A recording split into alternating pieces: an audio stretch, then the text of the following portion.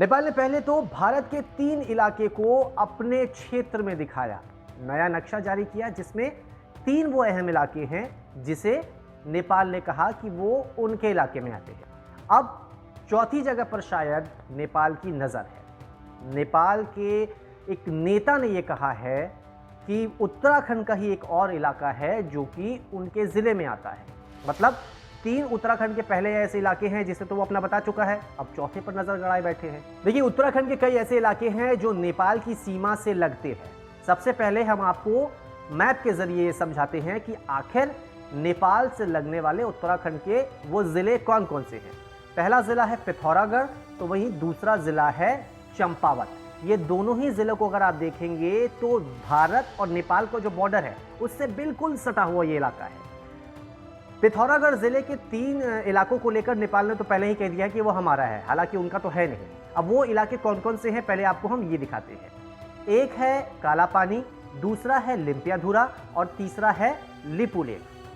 ये तो बात हुई पिथौरागढ़ जिले की। अब इन तीनों इलाकों के बाद अब नेपाल की नजर शायद चंपावत जिले पर है। चंपावत जिले का वो कौन सा इलाका है जिसे अब नेपाल के एक नेता कह रहे हैं कि वो उनका है, ये भी हम आपको बताते हैं। चंपावत जिले के जंगलों का कुछ हिस्सा नेपाल ने अपना बताया है। अब ये ऐसे ऊटपटांग दावे करने वाले वो जनाब हैं कौन, ये भी हम आपको बताते हैं। वो हैं नेपाल के कंचनपुर जिले के भीमदत्त नगर पालिका के मेयर सुरेंद्र बिष्ट। अच्छा, अब ये दावा कैसे किया जा रहा है? जो बातें ये कह रहे हैं उनका कोई सबूत भी है या फिर ऐसे ही हवा में ये बातें की जा रही है, ये भी हम आपको बताते हैं कि आखिर वो किस बिना पर जो चंपावत जिले का जो कुछ जंगलों का इलाका है उसे अपना कह रहे हैं, वो बताते हैं हम आपको। चंपावत के जंगलों में बनाई गई सामुदायिक वन समिति कई सालों से भीमदत्त नगर पालिका के तहत काम करती है, ऐसा दावा किया है मेयर सुरेंद्र बिष्ट ने। वहीं नेपाल के कंचनपुर जिले के भीमदत्त नगर पालिका ने कई सालों पहले इलाके में लकड़ी के बाड़ भी लगाए थे। अच्छा, जिस इलाके की बात हो रही है यहाँ से भी काली नदी गुजरती है। एक तरह से अगर हम लेमैन की तरह से समझें तो भारत और नेपाल को जो हिस्सा बांट रहा है उत्तराखंड के इलाके में उसे काला पानी ही समझा जाता है। हालांकि काला पानी का अगर हम इलाके को देखें मैप के जरिए अगर हम समझें तो वो इलाका भारत में आता है, दूसरी ओर आपका नेपाल पड़ता है।